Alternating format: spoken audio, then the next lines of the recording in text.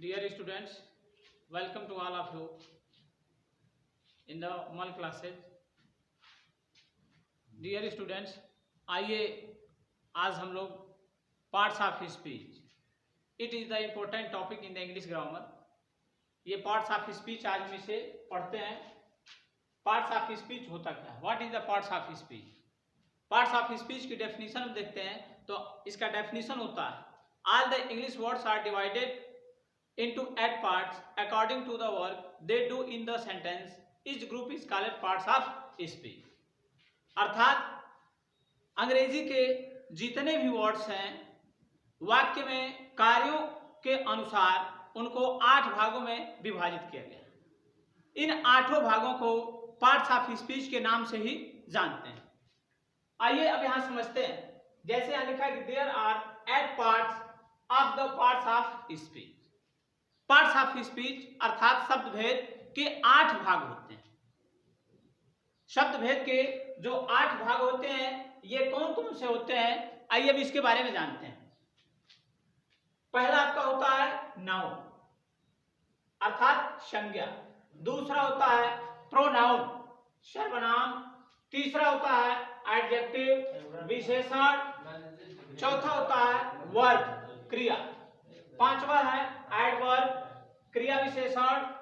यहां ध्यान देंगे एडजेक्टिव और एडवर्ब. मोस्टली स्टूडेंट्स इसमें फंस जाते हैं कि एडजेक्टिव क्या होता है और एडवर्ब क्या होता है. यहां ध्यान देंगे एडजेक्टिव का मतलब होता है विशेषण जो किसी नाउन या प्रोनाउन की विशेषता बतलाता है और यहाँ एडवर्ब जो होता है वह क्रिया विशेषण अर्थात किसी वर्ब की विशेषता को बताता है.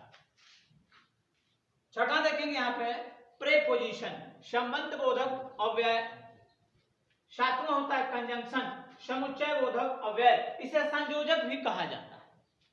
आठवां हम देखेंगे इंटरजेक्शन विस्मय सूचक या विस्मय बोधक अव्यय. अब आइए इसे अलग अलग करके बाय डेफिनेशन के माध्यम से इसे स्टडी करते हैं. As noun at the first सबसे पहले नाउन आता है. अभी मैंने बताया कि नाउन इसे हिंदी में संज्ञा कहा जाता है. नाउन इसकी डेफिनेशन होती है a noun is the name of any animal person place thing feeling or idea. अर्थात संज्ञा किसी व्यक्ति वस्तु जानवर विचार या भाव के नाम को हम संज्ञा कहते हैं. एज फॉर एग्जाम्पल यहां समझेंगे डॉग. यहां देखेंगे dog Shyam Delhi black board boyhood etc.. यहां हम देखते हैं इसको तो ये डॉग यह एक एनिमल है. श्याम यह एक पर्सन का नाम है. दिल्ली यह एक प्लेस का नाम है. ब्लैक बोर्ड यह एक थिंग्स अर्थात वस्तु का नाम है. बॉयहुड यह एक फीलिंग्स है. बॉयहुड अर्थात लड़कपन यह एक फीलिंग है. इसके बाद दूसरा pronoun. What is pronoun? A pronoun is a word used in place of a noun. अभी यहां बताया जा रहा है कि a pronoun is a word used in place of a noun. संज्ञा के बदले में प्रयोग किए जाने वाले या संज्ञा के स्थान पर प्रयोग किए जाने वाले शब्द को हम सर्वनाम कहते हैं. एज फॉर एग्जाम्पल से आप समझेंगे he she it I you we they it. अब यहां हम समझेंगे एग्जाम्पल्स में दिया हुआ he she it I you we they. हम किसी भी सेंटेंस में यदि सब्जेक्ट को चूज करते हैं तो सब्जेक्ट में यही 7 प्रोनाउन के अलावा नाउन भी आते हैं. ये जो 7 आपके प्रोनाउंस दिए हैं इसके अलावा नाउन भी आते हैं और नाउन को यदि हटा दिया जाता है तो उसके जगह पर ये 7 प्रोनाउंस जो है यही सब्जेक्ट के रूप में आते हैं. तीसरा आपका होता है एडजेक्टिव. एडजेक्टिव की डेफिनेशन होती है an adjective qualifies a noun or a pronoun. अर्थात विशेषण वह शब्द होता है जो किसी संज्ञा या सर्वनाम की विशेषता बताता है. फॉर एग्जाम्पल्स यहां देखेंगे good bad beautiful fast brave it. इसके बाद होता है वर्ब. वर्ब अर्थात क्रिया. What is verb?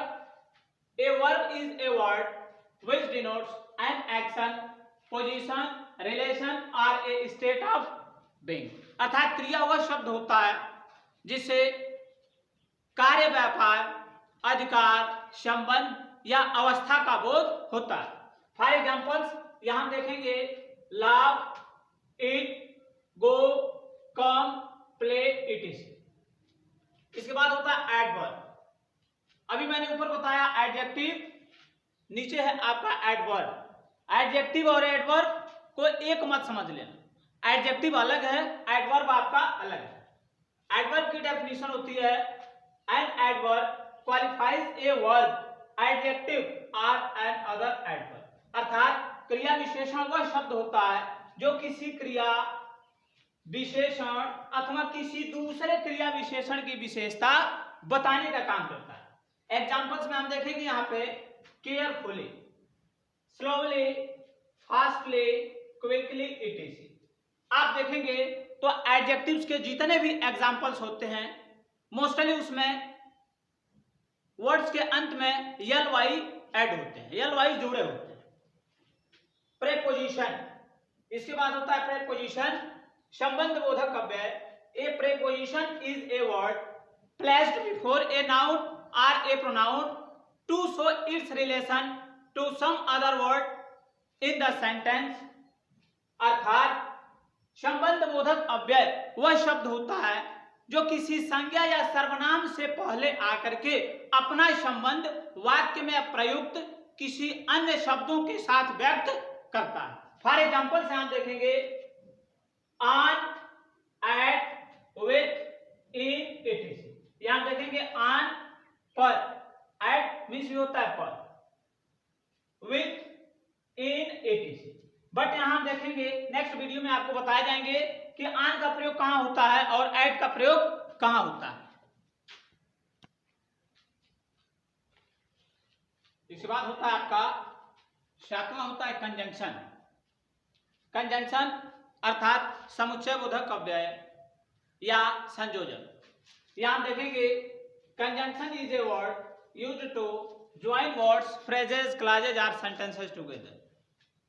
संयोजक वह शब्द होता है जो शब्दों, वाक्य समूहों, वाक्यांशों या कई वाक्यों को एक साथ जोड़ने का कार्य करता है। फॉर एग्जाम्पल से आप देखेंगे लिखा है यहाँ पे एग्जाम्पल्स में and, but, at, although, so that, ETC. Last आपका होता है इंटरजेक्शन। इंटरजेक्शन अर्थात विस्मय बोधक या विस्मय सूचक अव्यय। एन इंटरजेक्शन इसकी डेफिनेशन होती है an interjection is a word which expresses some sudden feeling और इमोशन, अर्थात इंटरजेक्शन वह शब्द होता है जिससे हृदय की गंभीर भावनाओं या उद्गार या मन के संवेग को प्रकट किया जाता है। एग्जाम्पल से हम देखेंगे आ, एलाश, हुर्रा, ब्रेवो, इटीसी। आप इसे अच्छी तरह स्टडी करेंगे। नेक्स्ट वीडियोज में आपको ये सारे पार्ट्स ऑफ स्पीच के एक एक भाग को अलग अलग करके बताया जाएगा। Thank you.